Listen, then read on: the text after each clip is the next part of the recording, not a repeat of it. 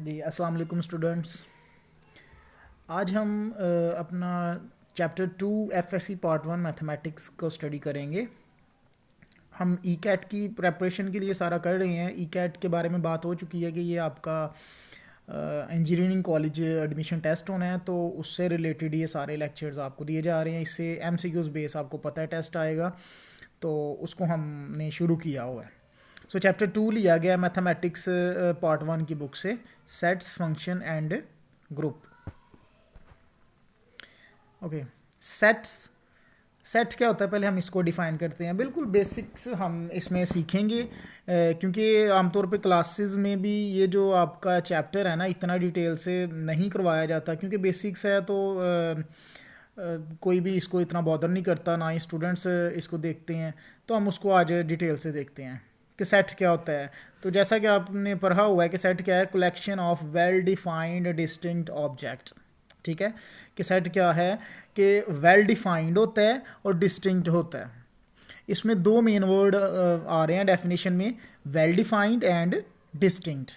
सो distinct का तो easily हमें पता है कि डिस्टिंक्ट मतलब डिफरेंट, मुख्तलिफ।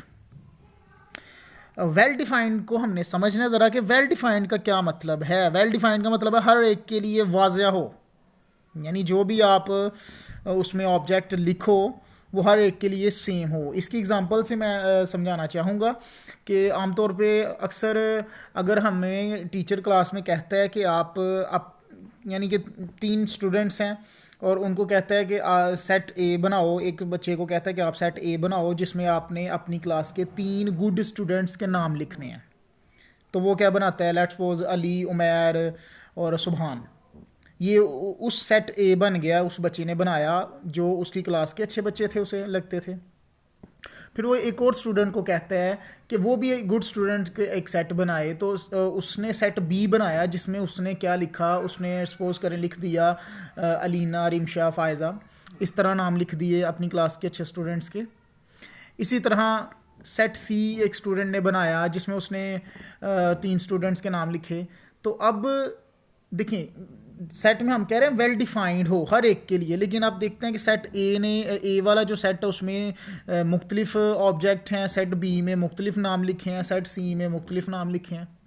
तो ये हर एक के लिए तो वेल डिफाइंड ना हुआ, तो इसलिए हम उसे सेट नहीं कहेंगे। जैसे कि अगर ये कहा जाता, अगर अगर वो टीचर ये कहता है कि पूरी क्लास से कहता है कि अब आपने क्या करना है, Capitals of provinces of Punjab के नाम लिखने हैं, यानी कह लें कि 4 सूबों के नाम लिखने हैं बच्चों से कहता, तो वो सब बच्चों ने एक जैसे लिखने थे। ठीक है ना, 4 सूबे जो उनसे हैं, प्रोविंसेस हैं, वो सब बच्चों ने सेम लिखने थे, क्योंकि वो हर एक के लिए वेल डिफाइंड हैं। तो हम उसे सेट कहेंगे जो कि हर एक के लिए एक जैसा मायने रखता है। होप सो के वेल डिफाइंड का मतलब आपको क्लियर हो गया होगा। फॉर एग्जांपल अगर मैं सेट एस लेता हूँ, एस इज इक्वल टू 1 2 3 3 5 7 9, तो क्या ये डेफिनेशन फुलफिल कर रहा है वेल डिफाइंड? जी वेल डिफाइंड तो है, क्योंकि 1 है तो 1 सबके लिए 1 है, 2 3 ये वेल डिफाइंड है, लेकिन डिस्टिंक्ट नहीं है, 3 रिपीट हो रहा है, तो इसलिए ये उस डेफिनेशन को फुलफिल नहीं कर रहा, तो ये सेट नहीं होगा। सेकंड सेट जो मैंने लिया, ए इज इक्वल टू 1 2 3 5 7 9, ये एक सेट होगा क्योंकि ये डिस्टिंक्ट भी एलिमेंट हैं और वेल डिफाइंड भी हैं। मीन्स के सेट में रेपिटेशन नहीं होनी चाहिए। डिस्टिंक्ट का मतलब ये है डिफरेंट हो हर एक ऑब्जेक्ट या एलिमेंट। ओके, नेक्स्ट सेट्स को लिखने के मुख्तलिफ मेथड्स हैं। आमतौर पर 3 मेथड डिस्कस किए जाते हैं। First one is tabular form, या इसको रूस्टर फॉर्म भी कहते हैं। टेबुलर फॉर्म में कैसे लिखा जाता है सेट को, वो मैंने आपको एग्जांपल में बताया, 1 2 3 स्क्वायर ब्रैकेट में लिखते हैं हम, तो ये टेबुलर फॉर्म कहलाती है। आगे दूसरी फॉर्म है set builder notation. Set builder notation में हमने लिखा हुआ ए इज इक्वल टू एक्स, ये जो स्लैश आपको नज़र आ रही है इसे सच दैट बोलते हैं, x such that x belongs to natural number, और ये जो आगे आपको नज़र आ रहा है and x is less than और इक्वल टू 10, यानी टेबुलर फॉर्म को ही मैंने सेट बिल्डर फॉर्म में चेंज किया है। और तीसरा जो मेथड है वो डिस्क्रिप्टिव फॉर्म होती है, जिसमें हम सेट को क्या लिखते हैं, स्टेटमेंट की सूरत में लिखते हैं। ठीक है ना, the set of first 10 natural number. तो बात एक ही है तीनों मेथड्स में, लेकिन उनकी फॉर्म्स अलग अलग हैं। तो ये आपको आ सकता है क्वेश्चन के change the tabular form into set builder form, वो आपको कोई क्वेश्चन दे सकते हैं। ओके, तो ये 3 मेथड होते हैं सेट को लिखने के, राइट। नेक्स्ट हम डिस्कस करते हैं ऑर्डर ऑफ सेट। किसी सेट का ऑर्डर क्या होता है? किसी भी सेट में जो टोटल नंबर ऑफ एलिमेंट्स होते हैं, एलिमेंट्स क्या हैं? अगर मैंने ये सेट ए लिया है, ए ई आई ओ यू, ठीक है, तो इसमें ये जो ए ई आई ओ यू है ना, ये हम इसको एलिमेंट्स बोलते हैं, या इसको ऑब्जेक्ट्स बोलते हैं, या इसको हम कह सकते हैं अपना एलिमेंट ही कहें तो मुनासिब है। तो number of element in a set is called order of set, ठीक है। जैसे कि इसमें कितने एलिमेंट्स हैं, 1 2 3 4 5 है, तो ऑर्डर ऑफ ए कितना है? 5।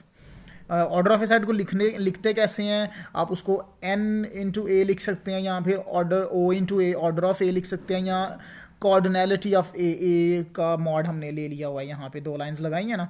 तो ये तीनों ऑर्डर ऑफ सेट को लिखने का वे है। Then types of set, types को भी डिस्कस करते हैं। First one empty set.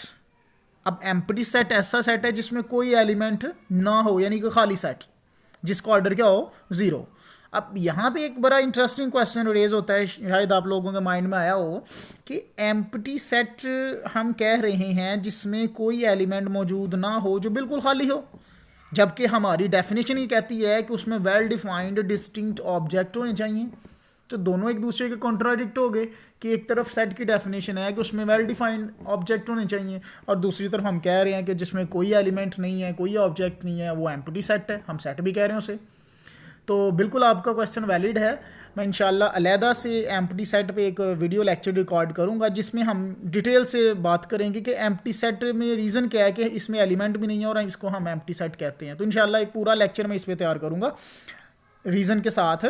लेकिन अभी हम इसको जनरली लेके चलते हैं कि ऐसा सेट जिसमें कोई एलिमेंट ना हो एम्प्टी सेट है, या जिसका ऑर्डर 0 हो वो एम्प्टी सेट है। नेक्स्ट है सिंगलटन सेट। सिंगलटन सेट नाम ही बता रहे सिंगल, जिसमें जस्ट एक एलिमेंट हो उसको हम सिंगलटन सेट कहते हैं, या फिर इसको हम कह सकते हैं जिसका ऑर्डर क्या हो? 1 हो। फॉर एग्जांपल देखिएगा कि ए मैंने एक सेट लिया है तो ये सिंगलटन है क्योंकि उसमें एक ही एलिमेंट है, 5 इसमें एक ही एलिमेंट है, आगे ए बी सी। अब देखें ब्रैकेट के अंदर ब्रैकेट है, मैंने सेट के अंदर सेट लिखा है ना, तो ये एक एलिमेंट कंसीडर होगा। इसको आप 3 नहीं कहोगे कि ए बी सी 3 एलिमेंट है, नहीं, क्योंकि वो सेट में आ गया तो ये एक पावर सेट में हम करते हैं ना, तो ये एक एलिमेंट होगा। थर्ड वन फाइनाइट सेट और इनफाइनाइट सेट।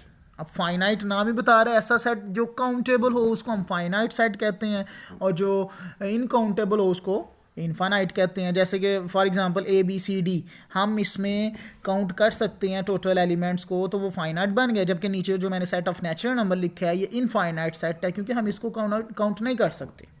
जैसे कि अगर set of schools in Punjab हम करें तो स्कूल्स वगैरह हम डेफिनेटली काउंट कर सकते हैं। अगर मर्दमशुमारी से इंसान काउंटेबल हैं तो स्कूल तो फिर कुल काउंटेबल होंगे, ठीक है ना। तो स्कूल्स का भी सेट क्या है? वो फाइनाइट सेट है।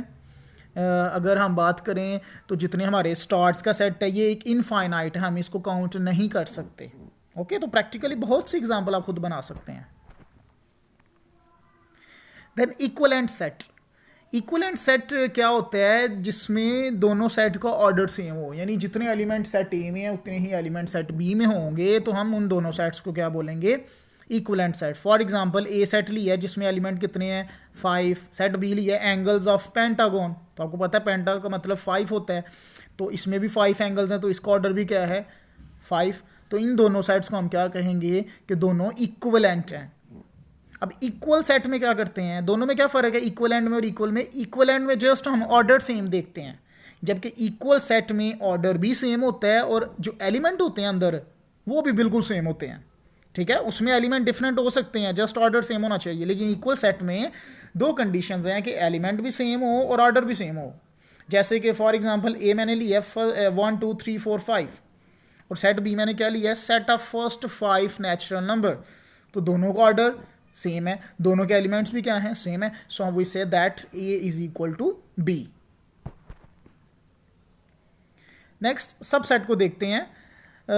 सबसेट का क्या डेफिनेशन है कि अगर किसी सेट के तमाम एलिमेंट किसी दूसरे सेट में भी मौजूद हों तो वो पहले वाला सेट दूसरे का क्या होता है? सबसेट कहलाता है। If all the element of A are also the element of B, तो उसको हम क्या कहते हैं? सबसेट। देखिए ना, सेट है तो सबसेट का मतलब है सेट से बनाया हमने।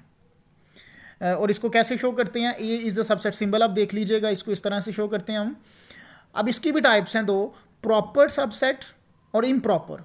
प्रॉपर को कैसे शो करते हैं वो मैंने ब्रैकेट में लिखा है, सिंबल्स आपको पता होना चाहिए। प्रॉपर सबसेट क्या है, ए को हम, ए सबसेट है बी का, ठीक है ना। प्रॉपर सबसेट की क्या डेफिनेशन है कि if A is a subset of B but A is not equal to B, A B का सबसेट तो हो लेकिन ए बी के इक्वल ना हो। इसको मैं मजीद थोड़ा इजी वे में समझाना चाहूँगा एग्जांपल से, कि हमने ये कहा ऊपर डेफिनेशन में कि अगर ए के एलिमेंट सारे के सारे बी में मौजूद हैं तो वो सबसेट है। लेकिन प्रॉपर कब होगा, अगर ए के सारे एलिमेंट बी में हों लेकिन बी का कम इज़ कम एक एलिमेंट ऐसा हो जो सेट ए में ना हो। क्लियर, जैसे A1 2 3 है और B1 2 3 4 है। सो ए सबसेट है बी का क्योंकि ए के तमाम एलिमेंट बी में मौजूद हैं, लेकिन बी का एक ऐसा एलिमेंट 4 है जो कि ए में मौजूद नहीं है, तो इसको हम प्रॉपर सबसेट बोलेंगे। ठीक है, तो इसको सिंपल वे में मैंने बता दिया कि ए बी का तो सबसेट है लेकिन ए बी के इक्वल नहीं होता। ए बी के इक्वल क्या मतलब है, दोनों का ऑर्डर इक्वल नहीं होता प्रॉपर सबसेट में। और हम सिंपल फार्मूला भी इवेलुएट कर सकते हैं कि किसी सेट के कितने प्रॉपर सबसेट बन सकते हैं, तो उसका फार्मूला 2⁻m-1। m यहाँ पे ऑर्डर ऑफ सेट है, ठीक है ना। जैसे कि अगर मैं a के प्रॉपर सबसेट बनाना चाहता हूँ तो उसमें कितने एलिमेंट हैं, 3 हैं, तो m की जगह 3 पुट करूँगा। तो ये आप डायरेक्ट फाइंड कर सकते हैं कि किसी सेट के कितने प्रॉपर सबसेट बन सकते हैं। एग्जाम्पल देखिएगा कि अगर कोई सेट a है, उसका ऑर्डर क्या है, O इंटू ए का मतलब है ऑर्डर ऑफ ए कितने हैं, 3। यानी कि एक ए सेट है 1 2 3, उसमें एलिमेंट है तो उसका ऑर्डर कितना हो जाएगा, 3। अब उसके पावर सेट का ऑर्डर कितना होगा, तो उसका तो सिंपल हमें फॉर्मूला आता है कि पावर सेट कितने बन सकते हैं, 2⁻m, यानी 2 की 3 हमने लिख दिया और आंसर कितना आ गया, 8। यानी पावर सेट कितना होगा, ऑर्डर कितना होगा ए का, वो 8 होगा। लेकिन प्रॉपर का हम प्रीवियस स्लाइड में देख के आए हैं फॉर्मूला कि वो होता है 2⁻m-1। ठीक है, m आपको बताया था ऑर्डर ऑफ सेट होता है, तो m कितना है हमारा ऑर्डर ऑफ सेट ए का, 3। तो 2 इंटू 3 2⁻3-1, इसका मतलब है टोटल प्रॉपर सब सेट कितने होंगे सेट ए के, 7। ठीक है, इसको प्रैक्टिकल एग्जांपल्स के साथ आप करेंगे तो ज़्यादा क्लियर होता जाएगा। मैं जस्ट आपको बेसिक्स यहाँ आइडिया क्लियर कर रहा हूँ, साथ एक एग्जांपल है, तो अगर फिर भी क्लियर नहीं होता तो आप डिस्कस कर सकते हैं। सो प्रॉपर की बात हो गई। इम्प्रॉपर सबसेट क्या होता है, अब देखें वो सबसेट जो प्रॉपर की कंडीशन को सेटिस्फाई नहीं कर रहा, डेफिनेटली वो किस में जाएगा, इम्प्रॉपर सबसेट में जाएगा, राइट। तो पावर सेट नेक्स्ट हमारी टर्म आती है। पावर सेट क्या है, सेट ऑफ ऑल सबसेट, यानी किसी सेट के जितने भी पॉसिबल सबसेट बन सकते हैं ना, उसको हम क्या कहते हैं, पावर सेट कहते हैं। ओके, और उसका फॉर्मूला कितना है, 2⁻m। एग्जाम्पल देखिएगा, अगर ये एक सेट है 1 2 3, अब इसके पॉसिबल कितने पावर सेट बन सकते हैं, तो फॉर्मूला में ये कह रहा है कि m इसके एलिमेंट हैं, 3 एलिमेंट हैं, तो 2 की 3 मतलब 8, यानी टोटल पावर सेट ऑफ ए कितने होंगे, 8। तो देखिए हमने बनाए हैं। अच्छा, इसको बनाने का तरीका क्या होता है, आपने एक सेट लेना है, उसमें सबसे पहले आपने एम्प्टी सेट लिखना होता है। ठीक है, एम्प्टी सेट ऑलवेज सबसेट होता है हर एक सेट का, यानी कि हर एक सेट में एम्प्टी सेट सबसेट होता है। तो पावर सेट लिखते वक्त आपने एम्प्टी सेट को लाजमी इंक्लूड कर लिया। देन आपने क्या लिखना है, 1 का एक सबसेट बनाना है, 2 का बनाना है, 3 का बनाना है। ठीक है, सेपरेटली आपने पहले 1 1 करके उनको सेट में लिख लेना है, फिर आपने कम्बिनेशन लेनी है 1 और 2 की, फिर 1 और 3 की, फिर 2 और 3 की। जब सारे हो जाएंगे तो एंड पे आपने क्या करना है, टोटल सारे का सारा सेट लिख देना है, बिकॉज के जो सेट होता है वो इटसेल्फ सबसेट भी होता है। ठीक है ना। अगेन देखिएगा पावर सेट कैसे बनाना है, एम्प्टी सेट लिख लेना है, फिर आपने 1 2 3 जितने भी एलिमेंट हैं उनको अलहदा से लिख लेना है सेपरेट, फिर आपने कम्बिनेशन से चलना है और फिर आपने पूरा सेट लिख देना है। तो ये क्या हो जाएगा, पॉसिबल इसके जितने भी सब सेट हैं वो बन जाएंगे। अगर आप काउंट करते हैं तो काउंट करेंगे तो ये पूरे 8 होंगे। तो हम रीचेक भी कर सकते हैं कि कोई रह तो नहीं गया एलिमेंट। जज़ाकल्लाह।